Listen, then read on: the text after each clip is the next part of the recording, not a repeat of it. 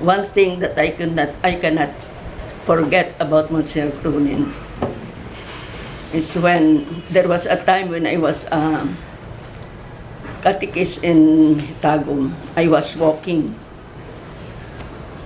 from Tagum to another barrio, and there was a car who stopped, and it was Monsignor Cronin. And he asked me about my name. I told her I am Sister Corazon. I am assigned in Santo Niño High School as a teacher. And that was the first time I met him. Then, through the priest,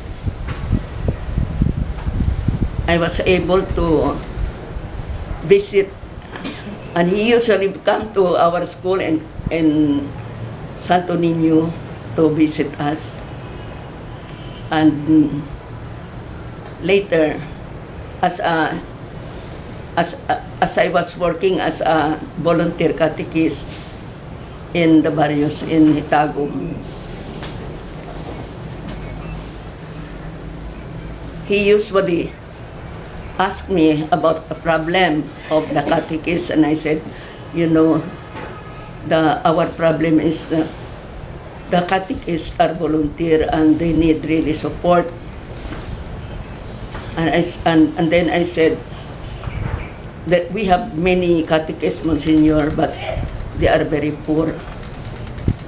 So he just he was just quiet and was listening to me. And there were another time when every time he was asking me, you come and visit me in the Palacio. So that was the beginning when I was always going and talk to Monsignor. And his friend, Father Chapman,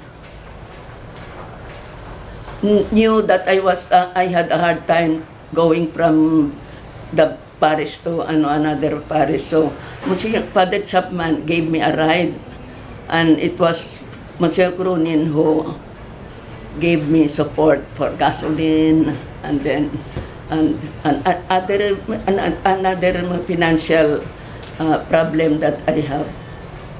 So that was how I really knew Monsignor Cronin. He is very kind. He listened to our problem, to the problem of the poor, and he is very compassionate, very gentle, and prayerful. When he goes to Hitagum, he spent time to pray. During fiesta, he goes there, and he does not ask anybody to prepare for him. So he just go there, and anything that you serve to him, he just eat. So that is how I really learn about the life of Monsignor Cronin. He is very, very generous to the poor, and then very compassionate, and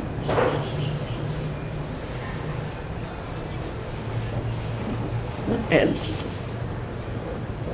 So that is how really I met Monsignor Cronin. It's very supportive, very compassionate, especially to the poor. When he sees the poor crying, so his heart melts. He said, "Oh, Corazon, I do not know what I am going to do with these people. They really need help." But that's how really he gives himself for the poor. So that is how his values. He is very generous, prayerful, and that's how I learned to be more also generous. I really imbibe the value of Monsignor Cronin, being compassionate to the poor. That is why until now, when I see the poor, we have our worker here who do not have breakfast.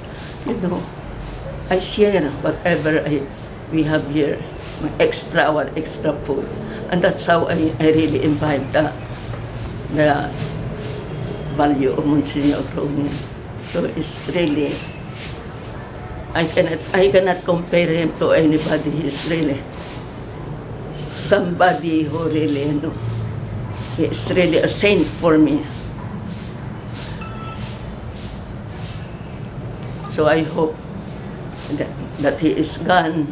The people, there are many people here who really, there was a time when one of the worker here, she was asked to talk about Maria Reina Hospital and about her experience, and he said about the Monsignor Cronin, who really who is one of the founder, he continued the work of the founder, Monsignor Reyes, and he said Monsignor Cronin was the best of all the she said, I really cannot forget Monsignor Cronin. He is the best. He is. I do not know how I can describe Monsignor Cronin by his generosity to the poor. He comes here, and then when he sees the people coming here and then crying, he will tell me, Corazon, something is wrong again. I said, why? She is crying. So what will you do, Monsignor, when she is crying? I do not know what she needs. And there was a woman at the other side.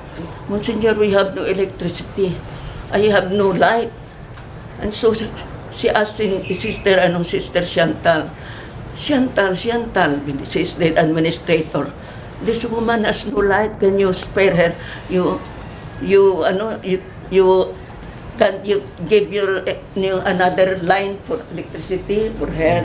And then Sister Chantal, I don't know for Monsignor. She is crying. Monsignor, siguro maybe when I cry also, you will give me a piece of land. And that's how we got this piece of land here in. She really donated this once he gave that piece of land for us. So that's really one thing that really I admired most of Monsignor Cronin, his generosity, his being because he is so close to the Lord, and that is why he is being loved by the people. So that is all I can say about Monsignor. I have so many things more, but I cannot forget Monsignor. When we went to visit his tomb in cathedral with the sisters, we went there to visit him and we prayed. And I was thanking the Lord for giving him as my friend, my confessor, my director, my archbishop, and everything. It's more a father to me. That's all.